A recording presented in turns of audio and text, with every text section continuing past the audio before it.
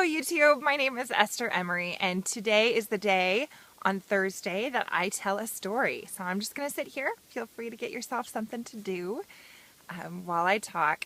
Today is going to be the most inaccurate and non-specific story I've ever told. If you've heard the expression of using Facebook without specifics being called vague booking, today I'm going to vague tube. Because the topic that I want to address and tell you a little bit my experiences with is competition, and especially competition among homemakers and homesteaders. So my husband and I had a pretty irrational, and let's go ahead and say ill thought out plan when we left Boston and moved to Idaho.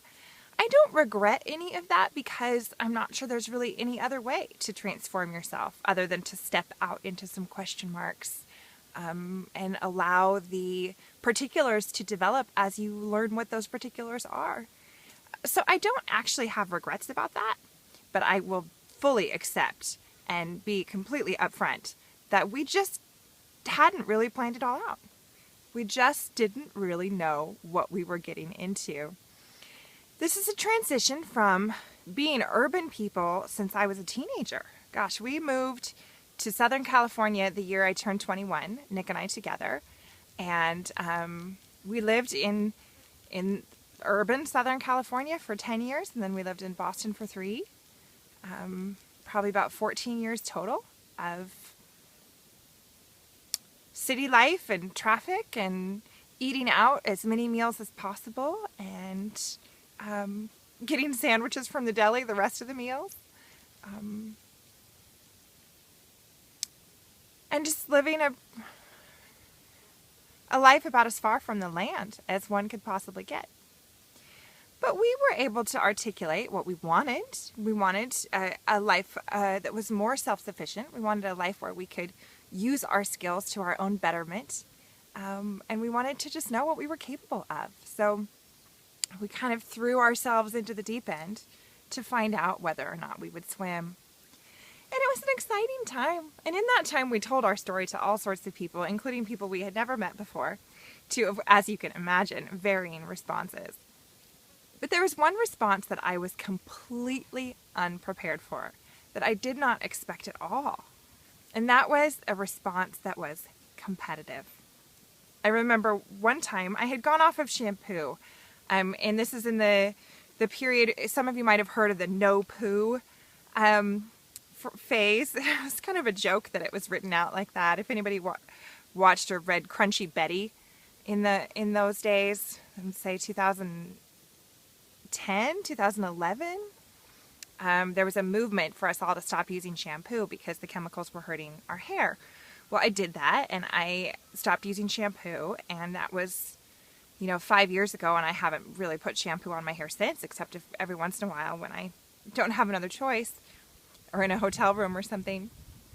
And so that was fairly early in that project, and I was telling somebody about that and saying, someone said, well, if we can't go to baking soda and vinegar, what products might they use? And I suggested a product. I was really surprised with the tone at which I was shot down. That product was horrible, and that product was responsible basically for the destruction of the rainforests. And I, by using that product, was personally responsible for however much damage. But the funny thing is that I actually wasn't using that product. I was actually not using any shampoo at all. So all that I received from it was basically a smackdown. And that was the first time I experienced it, but it was not by any means the last. Here is what I have discovered, that it is a part of engaging in intentional living to receive smackdown from people who perceive themselves to be further along the journey than you. What a surprise, right? Really? Does this have to be a part of it, that people tell you that you're wrong, that people have to come out and say you're making the worst possible choice, and you just don't know anything, and if you had any sense, you wouldn't make these choices. And I've come to understand that to be an essentially competitive principle. I didn't expect it. I didn't expect that when I first came out into this lifestyle. It didn't seem like wanting to be free would be something that there were only so many spots for. It didn't seem like wanting to live a more whole or wholesome life would be something where we had to compete for the top row. But I think that, although I am vague tubing, many of you will be able to relate to this in some way. I'll give you another example of a different phenomenon, but one which I think is also related. And this is the experience of being a beginner at traditional women's crafts. I suppose this might happen in men's crafts too, but I'm going to go ahead and say traditional women's crafts. For example, yarn arts, or maybe even more so with spinning and weaving, certainly with quilting. It's possible as a beginner in one of these wonderful crafts to be treated by some people with a great deal of welcome and encouragement, and by others with straight up disdain. There is definitely a sense of elitism in terms of the people who have the blue ribbon work at the fair, really turning up their noses at somebody who, for example, like me, has lived in the city for the last 15 years and just wants to turn back. And I want to give credit to this because I think there's a reason for that kind of snobbery. There's never a reason for snobbery, but I think there's a reason for that protection of those traditional crafts, in the sense that they are under attack. And there are a lot of people who just don't understand what goes into a project like a quilt, or just to draw the comparison, the kinds of woodworking projects that my husband does. People just don't have any idea what goes into them. And you find out how much something costs if it's made, handmade by a craftsperson, and you think, well, I can buy the same thing for so much cheaper in the big box stores. And we don't necessarily follow through to realize that somewhere down that chain, that work is really being devalued intentionally in order to make a profit for some few people at the top of that food chain, so to speak, at the top of that economic food chain. So I do want to be clear that I respect and appreciate the impulse to be protective of crafts, and especially what we would call traditional crafts. But folks, the competitive thing is not our friend.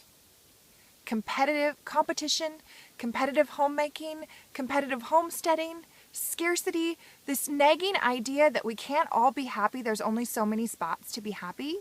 This is literally the mechanism which keeps us all from living our most compassionate, most loving, and most healthful lives. I was recently invited to participate in a project of women homesteaders and some mutual support, and I was tickled to see in the invitation how many times the word kindness was repeated. It was almost like building a fence against the potential, the experiences of competitiveness and jealousy and negativity that probably all of us have seen or felt at some point or another. Here's why I think this matters. A person who decides to take a step out of the kind of easy stream of doing what's expected and what's easy, and really being pointed in one direction or another by profit-seeking corporations who are excellent at moving us around to get us to purchase what they think needs to be purchased, and really living in debt and living in a way that isn't free. If someone says to themselves, okay, so I'm going to step off of that conveyor belt, I'm going to get off that Ferris wheel, you get backhanded twice. Once by the people whose lifestyle you are leaving because there's an experience of taking offense, possibly. that you are suggesting that their lifestyle isn't ethical or isn't moral or isn't purposeful by saying that you want to do something else. And even the most well-meaning people will feel some kind of defensiveness now and then. So you get backhanded that way, but then you also get backhanded by people who are already trying to do perhaps the exact same things that you're trying to do. It's a double whammy, and it's very effective at keeping us right exactly where we are in terms of making easier choices, making less effective choices, making less compassionate and less joyful choices. Well, nearly 5 years have passed since we left Boston on our well-intentioned but ill-advised leap into the unknown. And I'm not going to pretend that it has all gone smoothly. That would be a fictional story that I would have to tell. But I've discovered something about simple life and peaceful living that is just more precious than gold. And it's a perfect antidote to the competition and scarcity, which also took me by surprise. My mother used to say that anytime that there's a poison found in the natural world, the antidote is found near it. The example being, I believe, poison ivy and jewelweed. And she believed that. She believed that where there is a poison, there is also the antidote. And I believe that stepping out into this homesteading life, you really do get backhanded both ways. But here's the good news. The antidote is also present. Because once you do get out of that stream and you feel that kind of space, that peacefulness that comes from no longer hearing or no longer being pressured by the messages, particularly of consumerism, that say, you're not okay unless you look this way. You're not okay unless you do this. Your children are not okay unless they have X, Y, and Z activities. Your marriage is not okay unless it has this kind of accomplishment and this kind of accomplishment and this kind of a hotel room and a date and a trip to Malibu, right? You find a kind of a peace. And in that peacefulness, you discover that antidote, because there's a sustenance that comes right up from the ground. I'm always looking for support groups, and I'm very, very grateful for all the friends and support that I've gotten over the years, both in my city life and in my homesteading life. But the fact is, folks, none of it is stronger than the sustenance that comes in the quiet and the peace, which you might call a spiritual sustenance. There are so many other ways to connect besides just other human beings. There's the wind itself and the earth itself and the dirt and the plants and the food that sustains you. And it really is the precise antidote to that poison of competition and resistance. You step out into a peaceful life and it can feel like the attack is on, the onslaught is on. But right in that same place where you're being attacked, there's also a kind of sustenance that you couldn't get before. So please go out and build those hedges, build those fences against scarcity and competition, because that's good work. That's good, important work to be able to say, I tell a story in which the happiness table goes on forever, and each person who comes to the happiness table builds it bigger and bigger yet.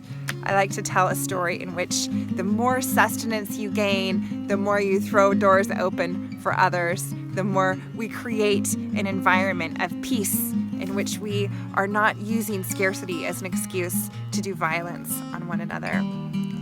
And also, I might suggest that you avoid conversations about ethical shampoo.